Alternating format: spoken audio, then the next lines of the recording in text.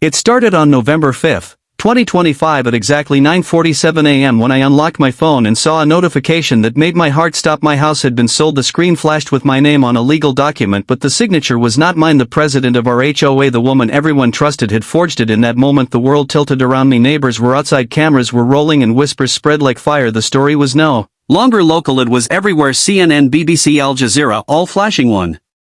Question: how did an HOA president sell a house without the owner even knowing? The buyer arrived in a black SUV, papers in hand, demanding keys. I stood there frozen, watching my life being traded for profit. The tension thickened. The HOA board members vanished into silence while the forged document went viral across social media. The FBI hotline rang nonstop and reporters stood on my lawn. My name became the headline of the day. The betrayal from someone I had coffee with every morning felt like a stab that echoed across borders. I never imagined that a suburban neighborhood scandal could shake millions across continents, but this was only the beginning, and the real chaos had not yet begun.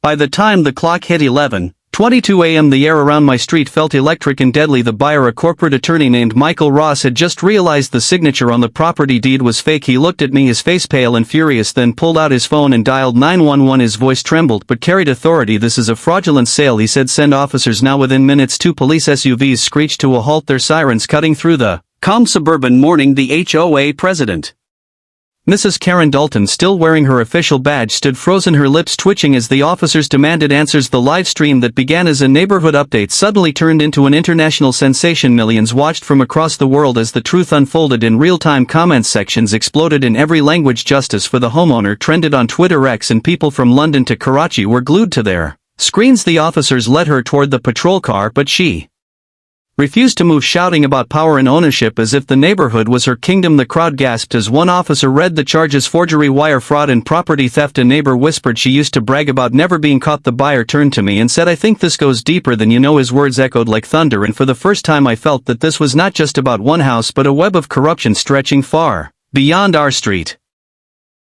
By 12:08 p.m. the police lights painted the houses red and blue while phones and drones hovered above, capturing every second. The chaos outside my front door was being broadcast live to over 4 million viewers across multiple platforms. People from Moscow to New York were typing in disbelief as the HOA president screamed that she had done nothing wrong. The live comments turned wild, some calling it the biggest neighborhood scandal in America, others demanding a full federal probe. I could feel the weight of the world watching my driveway. The HOA office had locked its doors and news vans began parking across the lawns. The air smelled like panic and hot asphalt. The detective in charge, a calm but sharp man named Agent Cole, approached me quietly and said, "You are not the only victim. We found 5 other forged deeds in the same district." The ground beneath me seemed to disappear. Cameras zoomed in on my face, capturing the raw shock as the realization hit. This was organized theft masked under community management. My phone buzzed nonstop, journalists from every continent asking for statements. #HOA fraudstorm exploded within minutes. The world was watching, not just because it was dramatic but because it exposed how easily power could twist small communities into criminal networks. The live chat kept scrolling faster than I could read, with people begging for updates and justice. The quiet neighborhood had turned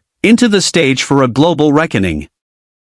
At exactly 1:15 p.m. the FBI agents arrived in black suits, moving with silent precision. They carried folders labeled Operation HOA Truth, and every camera on the street swung toward them. The tension was unbearable. Reporters whispered that federal investigators had connected the HOA president to a hidden bank account in the Cayman Islands worth nearly $2 million. The crowd gasped as her husband was escorted from their house next door, his hands shaking as he tried to explain that it was all a misunderstanding. The agents ignored him and began sealing off the HOA office with yellow tape. The whole scene felt unreal, like a political scandal unfolding in the middle of suburbia. The neighborhood that once argued about lawn heights now became the epicenter of a national fraud case. The lead investigator spoke to the press calmly, saying, "This is not just one homeowner. This is a systematic property scam running through multiple states and possibly foreign accounts across the world." Headlines erupted with disbelief. HOA president under federal probe trended on every major site while news anchors debated how such corruption could hide in plain sight. My phone kept buzzing with strangers sending support from Tokyo, Berlin, and Dubai. The world was no longer watching out of curiosity. They wanted justice. Every second of the broadcast felt like history being recorded live. I looked at my house, now surrounded by lights and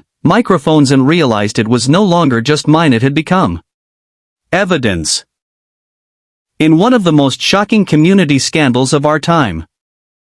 By 2:15 4 p.m. The agents uncovered what no one was ready to believe. Inside the HOA office behind a false wall they found stacks of fake documents, blank title deeds and digital tablets used for signature forgery. The live cameras caught every detail as investigators carried the evidence boxes outside and the crowd gasped in disbelief. Mrs. Karen Dalton stood behind the police tape shouting that it was all a setup, that she was framed. But her voice cracked as the FBI showed her recorded calls linking her to offshore buyers. From that moment the tone of the story changed. It was no longer about a greedy neighborhood leader but about an international web of property laundering using HOA communities as the perfect cover. News channels replayed the footage, non-stop anchors speaking in urgent voices about how a local case exposed a billion-dollar underground operation. The global audience was in shock. Hashtags spread in every language from English to Russian to Arabic demanding full transparency. My heart pounded as I realized how close I had come to losing everything, not just a home but my identity itself. The lead agent turned to me during the broadcast and said quietly, "You were the first to notice the pattern. Without you this would have gone unnoticed for years." His words echoed as the cameras zoomed in, capturing a single tear sliding down my face, and millions watching felt it too. This was no longer just news, it was justice unraveling, live before the world.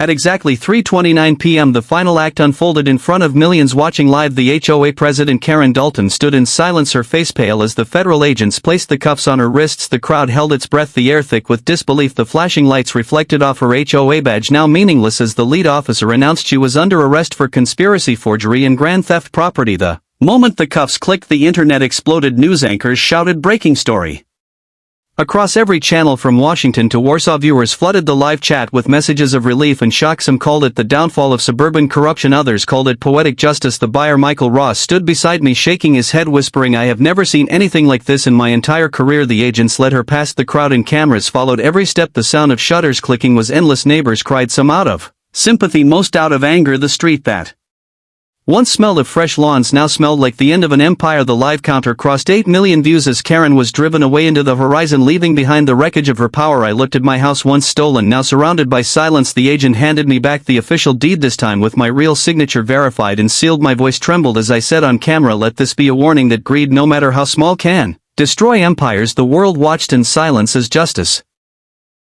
finally closed its grip on the most shocking HOA scandal of our time. By 5:41 p.m. the world thought the story had ended, but something darker was still hidden. The agents had barely finished loading the evidence when a new message arrived on my phone, an anonymous email titled, "You stopped one but not all." Inside was a list of HOA presidents across 5 states, each connected to the same offshore accounts. The realization hit like a thunderclap. This was not over. The FBI quickly traced the source to an encrypted server in Zurich, Switzerland, and the broadcast reignited.